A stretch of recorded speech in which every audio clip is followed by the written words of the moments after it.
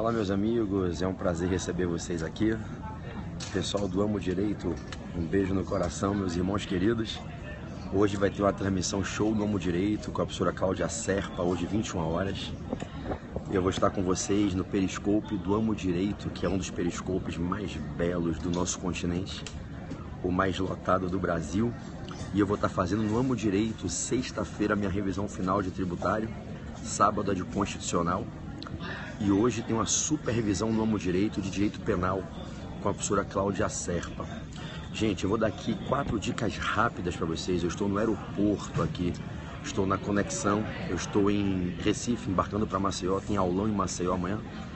Ontem foi o aulão de João Pessoa. E eu tô aqui, Carlinhos, um beijo, Carlos Vinha, Amo Direito. Renato Porto, meu irmão, um beijo grande. Então eu tenho aqui 10 minutos para trazer para vocês dicas rápidas. Esqueci não, vou te ligar, bandidão, vou te ligar, Carluxão. Eu estava em João Pessoa, passei esse final de semana dando aula em Recife, Salvador, João Pessoa. Tô agora indo para Maceió, que tem revisão em Maceió amanhã. Te ligo quando eu acabar aqui, eu não esqueci de você não, até falei com o Lu, tá? Te amo, irmão, te amo.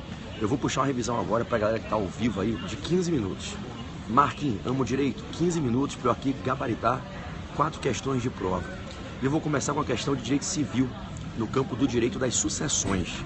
Pegue um caderno, pegue a caneta. Direito civil, meu irmão Renato Porto, alô, Amo Direito. Direito civil, direito das sucessões, um tema que quando cai em prova derruba muita gente. Vamos lá? Anotem aí. Essa é a nossa dica 84. Essa já é a dica número 84 do nosso Papo com PB, 300 dicas. Dica 84. Direito das sucessões, anotem o tema, por favor. O tema é renúncia à herança e prejuízo a credores. Renúncia à herança e prejuízo a credores. Galera, anota com carinho isso aí, quando cai em prova é importante demais. Se um dos herdeiros opta por renunciar à herança, pro monte, fazendo a chamada renúncia abdicativa, pro monte, há um limite a esse direito de renunciar à herança. O herdeiro que está por vias de receber um quinhão hereditário com acervo patrimonial, ele não pode abrir mão desse recebimento dessa herança se tal renúncia vier a causar prejuízo aos seus credores. Imagina que você é credor de alguém que está te devendo há um tempão, não te paga, e o pai dessa pessoa que é o seu devedor é milionário e morre. Você pensa o quê? Poxa, o meu devedor vai receber a herança e vai poder me pagar. Só que aí esse seu devedor, para te prejudicar, renuncia tudo para que os bens fiquem com os outros irmãos, frustrando os credores de boa fé como você que é credor desse devedor. Ora, meus amados, se alguém está na expectativa de receber direitos hereditários pela morte de alguém que deixará a herança, não pode se valer do direito de renunciar à herança se o exercício de tal direito vier a causar prejuízo a credores de boa-fé. Então, ninguém pode se valer de um direito para exercê-lo abusivamente, causando danos a terceiro. Para combater tal postura, o que é que faz o Código Civil? Anotem que isso cai na prova. O Código Civil legitima os credores a peticionarem ao juiz para se habilitarem no inventário e pedirem para aceitarem a herança no lugar do herdeiro que está renunciando para fraudar os credores. O prazo é de 30 dias a contar da ciência desse ato. Então, se por exemplo, se Caio é herdeiro de Tício que faleceu e Caio, para não pagar o que deve a Mévio, peticiona nos autos fazendo a renúncia abdicativa: ó, excelência, eu quero renunciar, não quero receber nada, meu pai faleceu, eu Caio, herdeiro, abro mão da minha herança, promonte, renúncia abdicativa e não quero herdar. Se essa renúncia é feita e Mévio é credor de Caio, Mévio pode, em até 30 dias de quando toma ciência do fato, pedir ao juiz para se habilitar no inventário, para aceitar a herança no lugar de Caio. Então, Caio, que era o herdeiro, renunciou à herança. Caio, herdeiro, renunciou à herança. Mévio percebeu que Caio fez isso para prejudicá-lo. Anotem aí, o artigo 1813 do Código Civil. Anota que esse artigo vai cair na prova, hein? O artigo 1813 do Código Civil permite a Mévio, credor de Caio, que é o herdeiro renunciante, que Mévio peticione ao juiz para se habilitar nos autos e aceitar a herança no lugar do herdeiro. Tudo bem, minha flor? Eu perdi meu cartão, eu fui comer ali. Acho que estou na 2B, Pedro Barreto, tá? Eu tô na conexão vindo de João Pessoa. Isso, cheguei agora de João Pessoa. Você pega aqui minha identidade comigo? Eu tô fazendo aula aqui ao vivo. Valeu? Sempre se me ajuda aqui. Obrigado, viu, querida? Qual é o ônibus? Ônibus 01. Obrigado, tá? Deus te abençoe, um ótimo trabalho, tá? Glória a Deus. Então, moçada, 1813 do Código Civil, o herdeiro não pode renunciar à herança se isso vier a causar prejuízo aos seus credores. Caso faça, o credor tem um prazo de até 30 dias de quando toma ciência desse ato de renúncia prejudicial para pedir ao juiz para se habilitar nos autos e aceitar no lugar do herdeiro. Então o credor pode aceitar a herança no lugar do herdeiro. Tudo bem? Eu estou aqui entrando no ônibus para vir para o avião e a gente vai continuando esse bate-papo aqui. Bom, aí preste atenção. Imagine que a herança do Caio fosse de R$1 milhão. E Mévio, credor de Caio, tem um crédito de 200 mil para receber. Caio renuncia abdicativamente para o monte uma expectativa de arrecadar R$1 milhão. Mévio é credor de 100 mil. Prestem atenção para não errar na prova. Mévio pode, em 30 dias, peticionar ao juiz que autorize que ele aceite a herança. Mas ele fica com R$1 milhão? Não. Então, Mévio, como credor, peticionando e o juiz aceitando, vendo a idoneidade do crédito, a veracidade das argumentações, Mévio receberá na proporção do seu crédito, evidentemente. E o saldo remanescente, referente ao quinhão que foi renunciado, é entregue aos demais herdeiros, fica para o monte. Não volta para o herdeiro que originariamente fez a renúncia. A renúncia é irrevogável. Então, quando ele faz a renúncia abdicativa, a renúncia que é ato irrevogável, e prejudica os credores de boa-fé dele, a lei concede ao credor o direito de, num prazo de até 30 dias, peticionar ao juiz para se habilitar e aceitar no lugar do herdeiro. O excedente é devolvido para os demais herdeiros e não para o herdeiro renunciante, que ao renunciar não pode mais voltar atrás. A renúncia é irrevogável, a regra geral do direito sucessório. Tomem nota, portanto, do artigo 1813. Essa foi a nossa dica 84 do programa Papo com o PB. Tudo bem? Vamos para a dica 85, direito do consumidor, CDC, e depois o item constitucional e tributário antes de entrar no avião. Se não der tempo de eu ir até 85, pousando em Maceió, eu abro aqui a transmissão e a gente fecha até a dica 85, tá legal? Eventualmente, a galera aí que não pegou as dicas anteriores, eu não apaguei as transmissões, tá certo? As transmissões estão todas arquivadas aqui no meu Periscope, Pedro Barreto PB, tá tudo armazenado aí. Galera que tá fazendo o caderno, eu já tô revisando, já tem um caderno que tá rolando aí de quase 50 páginas das primeiras 83 dicas. Tá lindo, eu tô revisando para liberar amanhã para vocês, tá? O caderninho das dicas do PB, pra gente gabaritar mais uma prova, né? 52 exames de ordem não são 52 semanas, né? 52 exames, 15 anos aprovando a multidão aí. E vamos nessa, vamos gabaritar de novo. Bom, CDC. Minha dica é rápida, anotem aí o tema da dica 85. Excludentes de responsabilidade. Excludentes de responsabilidade dos fornecedores pelos vícios do produto. Excludente de responsabilidade dos fornecedores pelos vícios do produto. Moçada, quando os fornecedores alienam o produto, o bem de consumo ao consumidor, e esse bem tem um vício, um defeito que o torna impróprio para o uso, pode ser que a gente tenha que responsabilizar esses fornecedores por eventuais prejuízos, danos, frustrações causados aos consumidores. Os consumidores podem alegar o vício do produto para se valerem dos direitos que são assegurados por lei, como, por exemplo, pedir a substituição do produto, pedir o desfazimento do negócio, pedir um abatimento do preço, valendo-se das ações edilícias, a ação estimatória ou quanti menores, a ação redibitória ou desconstitutiva e a ação para determinar a substituição do produto por outro equivalente. Todavia, preste atenção que o artigo 12, parágrafo 3º do CDC, trabalha com causas excludentes da responsabilização. Anote aí que isso pode cair na sua prova. O artigo 12, que é o artigo que inaugura o capítulo do vício do produto, o artigo 12, no parágrafo 3º, em 3 incisos, exclui a responsabilidade dos fornecedores em face dos consumidores. E quais são essas 3 hipóteses que, se caírem na prova, vocês vão dizer que são causas excludentes de responsabilidade? Primeiro, é quando o fornecedor não colocou o produto no mercado. Ou seja, ele não colocou aquele produto para venda, para ato de comércio, para ato de alienação na relação de consumo. O consumidor adquiriu indevidamente aquele bem que não foi verdadeiramente disponibilizado pelo fornecedor. Se o fornecedor ofereceu o bem que o consumidor, por alguma via imprópria ou ilícita, conseguiu adquirir, não se pode imputar a esse fornecedor a responsabilização objetiva, solidária, peculiar ao tema dos vícios do produto. A segunda situação é aquela em que o fornecedor realmente disponibilizou o bem, todavia o bem não tem o defeito que se alega existir. Então, se o fornecedor prova que, não obstante tenha disponibilizado o produto, mas que inexiste o vício suscitado pelo consumidor, há que se excluir qualquer tipo de responsabilização, evidentemente pela ausência, né, da configuração do vício, do defeito que justificaria a responsabilização. E por fim, se a gente tiver uma hipótese que o defeito é oriundo de algum comportamento imputável exclusivamente ao próprio consumidor ou a um terceiro, é quando a gente fala dos casos de culpa exclusiva do consumidor ou de terceiro, se exclui a responsabilização do fornecedor.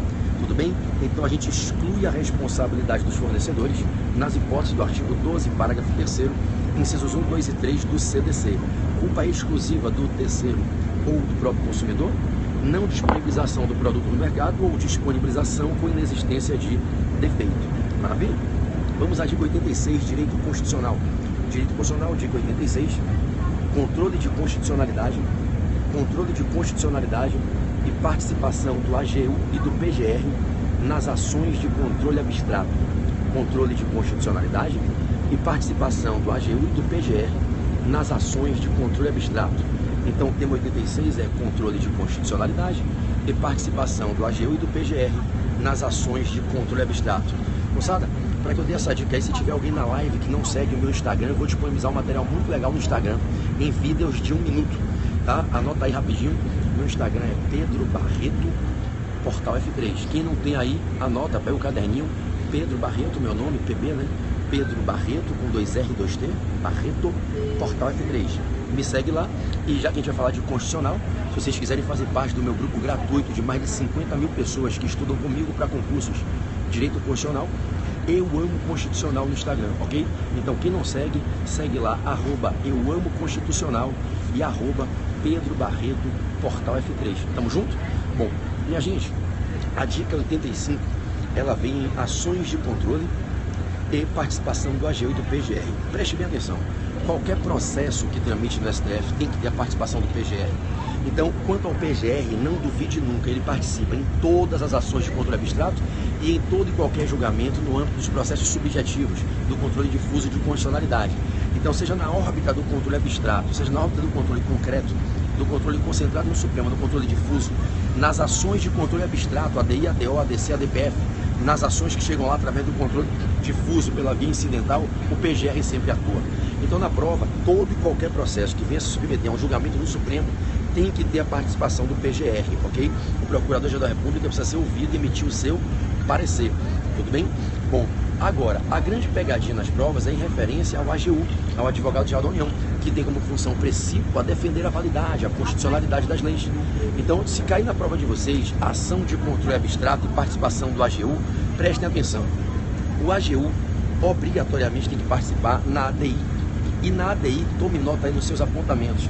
O AGU obrigatoriamente tem que se manifestar primeiro que o PGR. Depois que é citada a autoridade responsável pela lei, pelo ato normativo impugnado, depois que ela tem a chance de se manifestar em 30 dias, abre-se 15 dias para o AGU.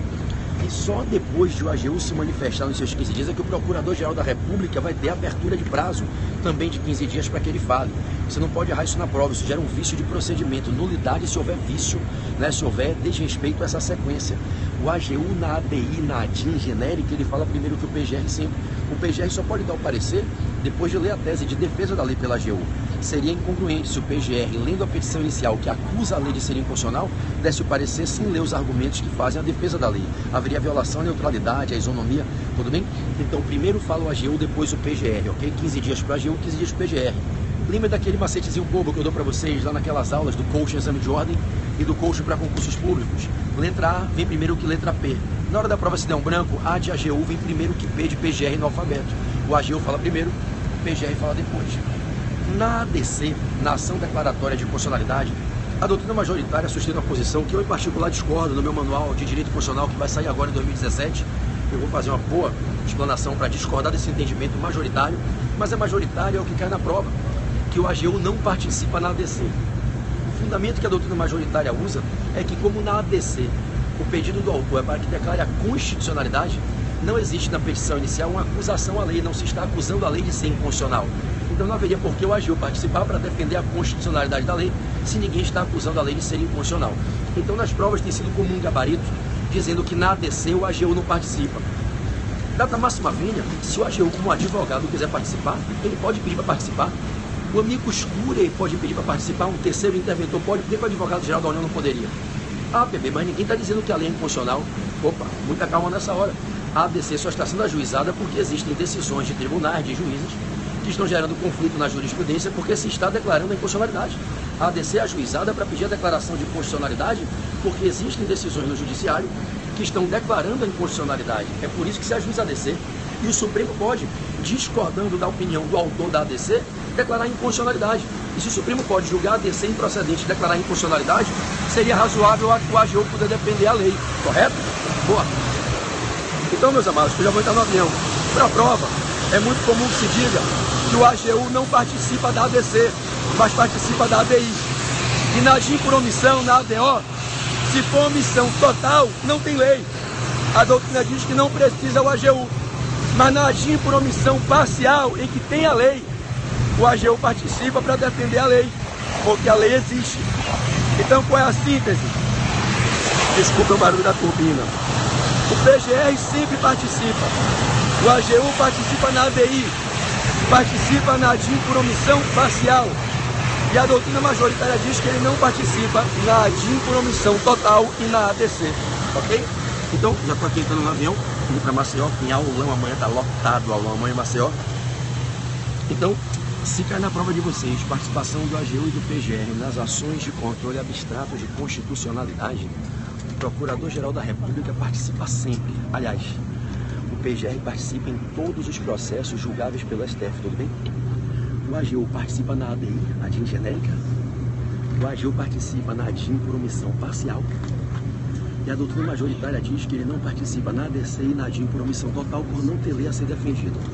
Em particular, entendo que ele, se quiser, pode participar, requer participação e pode participar. Mas na prova, são as ações em que a priori não seja obrigatória a sua participação. Para a gente fechar com a dica 87, direito tributário bem rapidinho, dica 87, direito tributário. Bom, a minha dica de direito tributário é sobre a imunidade recíproca. Anotem aí, imunidade recíproca, direito tributário, imunidade recíproca, os entes federativos não podendo se cobrar impostos. Imunidade recíproca, vedação de que a União, os estados, DF, municípios se cobrem impostos. A dica é a seguinte: a imunidade recíproca, que veda que os entes se cobrem impostos. Você vai passar pra cá mesmo? Vai passar pra cá? Você. Essa imunidade recíproca, ela pode ou não se aplicar em favor de empresas públicas e sociedades de economia mista. Cuidado na prova com a discussão envolvendo... A 2 é aqui? Aqui onde eu tô mesmo, né? Obrigado. Só um segundo.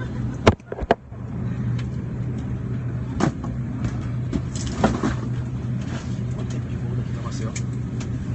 30 minutos?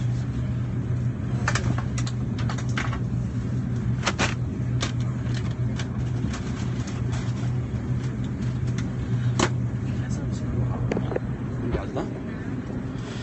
Então vamos lá. Tome cuidado se quer uma questão que venha a narrar que a União, ou que o Estado, ou que o município estão por tributar uma empresa pública, uma sociedade de economia mista. As estatais, que em regra, são prestadoras de atividade econômica, que se posicionam no segundo setor, no mercado. Uma empresa pública e uma sociedade de economia mista que desenvolve atividade econômica como delegatária do serviço público no segundo setor não tem imunidade tributária. Agora, se a banca apresentar uma empresa pública que é prestadora de serviço exclusivo de Estado, como ocorre com os Correios, com a Casa da Moeda do Brasil, com a Infraero, aí se aplica a imunidade tributária recíproca. Então, a gente aplica a norma de imunização se a empresa pública ou sociedade mista forem prestadoras de serviço exclusivo de Estado. Elas atuam no campo da atividade típica da administração e não no mercado, no segundo setor, na atividade econômica. Então, na prova, cuidado, porque a imunidade recíproca da União, dos Estados, DF, municípios, das autarquias e fundações públicas mantidas pelo poder público, essa imunidade recíproca só vai favorecer a empresa pública e sociedade mista se forem empresas públicas e sociedades mistas que prestam serviço exclusivo. Obrigado, viu, querida? Serviço exclusivo de Estado. Se a banca disser que são empresas públicas, sociedades mistas que atuam no mercado, que trabalham com compra e venda de ações, que desenvolvem atividade econômica, que usam a tarifação como forma de oferir lucro, ou seja, caracterizando como empresa genuinamente falando, como uma sociedade empresária que exerce atividade de empresa com fim lucrativo de modo organizado, habitual, não tem a imunidade recíproca, ok? Então lembre, a imunidade recíproca dos entes federativos pode atingir empresas públicas e sociedades mistas, desde que sejam aquelas que prestam serviço exclusivo de Estado. Por fim, lembre que nesse contexto em que elas são prestadoras de serviço exclusivo de Estado e gozam da imunidade, assim como as autarquias, como as fundações, é só para impostos, hein, gente? A imunidade recíproca não é para taxas, não é para contribuições, a imunidade recíproca é só para impostos. Estamos juntos? Estamos juntos. Bom, rapidamente, né? Pega uma dica aí de direito administrativo, vai que dá tempo aqui, a gente já avança com a dica 88 agora, né? 84, 85, 84 foi civil, 85 consumidor, 86 foi constitucional, 87 tributário, dica 88, direito administrativo. Vamos lá? O tema é atos administrativos, direito administrativo, atos administrativos, ok? Direito administrativo, atos administrativos, elementos discricionários e elementos vinculados. Elementos discricionários, elementos vinculados do ato administrativo. Vamos nessa? Olá, pessoas, muito boa tarde. Meu nome é Eduardo, comandante do voo, junto com o pessoal. Existem dois elementos que são os elementos discricionários de alguns atos Professor administrativos. Jorge e essa simpática professora de comissário, quero dar as boas-vindas até 72600 por voo 6927, destino é Maceió. Nosso tempo de voo, 30 minutos aproximadamente. Maceió está com tempo bom, temperatura na casa dos 28 graus. Espero que aproveite o nosso de bordo, vou trazer informações durante a nossa descida. Pela sua atenção, muito obrigado, tenham todos um ótimo voo. Beleza. Os atos administrativos, eles têm 5 elementos estruturantes. 2 desses elementos, em alguns atos, são considerados elementos discricionários, o que faz desses atos apelidáveis de atos discricionários. Os atos discricionários são chamados de discricionários porque, quanto a 2 elementos dentre os 5 que estruturam ditos atos, a lei concede ao agente público, ao administrador, a prerrogativa de avaliar a conveniência e oportunidade para o que é melhor no que tange a proteção da supremacia do interesse público e fazer escolhas na condução do ato. Alguns atos administrativos são atos em que a lei permite ao agente público manejar o poder discricionário e avaliar o que é mais conveniente, o que é mais oportuno, o que é melhor para a supremacia do interesse público. E essa discricionariedade recai sobre 2 elementos, que são chamados elementos discricionários, que são o motivo e o objeto. O motivo e o objeto é o nosso disque mob, que eu tenho certeza que você se lembra do disque mob, discricionariedade, motivo e objeto. Então, nos atos discricionários, os elementos discricionários são 2, motivo e objeto, porque os outros 3 elementos são sempre elementos vinculados, competência, finalidade e forma. Lembremos-nos que qualquer que seja o ato administrativo, a competência, a finalidade e a forma sempre são elementos vinculados. Bem, então, qual a diferença de ato vinculado e ato discricionário? No ato vinculado, o agente público não tem discricionariedade nenhuma. Os 5 elementos são vinculados, ele tem que fazer exatamente como está na lei, cumprindo exatamente o mandamento prescrito na lei. No ato vinculado, o agente público não tem poder decisório, mobilidade optativa, ele não escolhe como fazer, como agir, ele simplesmente aplica o que está na lei, quanto a competência, finalidade, forma, motivo e objeto. O nosso confi-formob, competência, finalidade, forma, motivo e objeto. Agora, quando se trata de um ato discricionário, não obstante competência, finalidade e forma sejam também elementos vinculados, o agente tem a discricionariedade que recai sobre o motivo e sobre o objeto, que atrairá o despejo da vontade da administração. Tudo bem? Então, essa foi a dica 89. Os elementos discricionários de um ato administrativo são o motivo e o objeto. E não é em qualquer ato. Isso é para os atos discricionários. Porque nos atos vinculados, os 5 elementos são elementos vinculados. Discricionariedade no motivo e objeto é para alguns atos. E esses atos são chamados exatamente por isso de atos discricionários. Tudo bem? Bom, moçada, para vocês ficarem espertos, hoje de noite, a nossa amada professora Cláudia Serpa, de Direito Penal, a mulher que vem a 6 exames, batendo ali, ó, 100%, beirando 100% de aprovação na segunda fase de penal. A mulher que a 6 provas vem fechando a primeira fase de penal toda na revisão de véspera. A ex-examinadora, ela vai estar hoje de noite, 21 horas, horário de Brasília, fazendo a revisão pelo Amo Direito. Então vocês todos, 21 horas, tem revisão de penal no Amo Direito. Periscope @direito com Cláudia Serpa. E quando ela acabar, eu entro aqui no meu Periscope com uma puta revisão de civil, processo civil, tributário, constitucional, ADM, uma mega revisão de assuntos que eu acho que os meus amigos examinadores aí estarão cobrando na prova de quarta-feira, estarão montando para a prova de domingo. Então, 21 horas, revisão de penal do amo direito. E quando acabar, aqui nesse Periscope, revisão comigo de vários assuntos, tá certo? Deixa eu dar um toque para vocês. Galera que tá no coach exame de ordem, hoje tem revisão de trabalho com a Ju Monteiro, de 18 às 21. Acabou a revisão da Ju, toma um café rápido, joga uma água na cara e cola no Periscope do amo direito com a Cláudia Serra. Vocês fazem revisão de trabalho de 6 às 9. A galera que tá matriculada no coach exame de ordem, são 1.800 alunos. Cola com a Ju Monteiro, que ela fecha trabalho. Pula para penal e quando acabar vem comigo para revisão geral. Eu vou bater forte em tributário, ADM, constitucional, processo civil e civil. Tudo bem? E aí depois vocês vão estudar mais antes de dormir. O meu voo já está partindo para decolar aqui, já está andando aqui a nave, partindo para decolagem.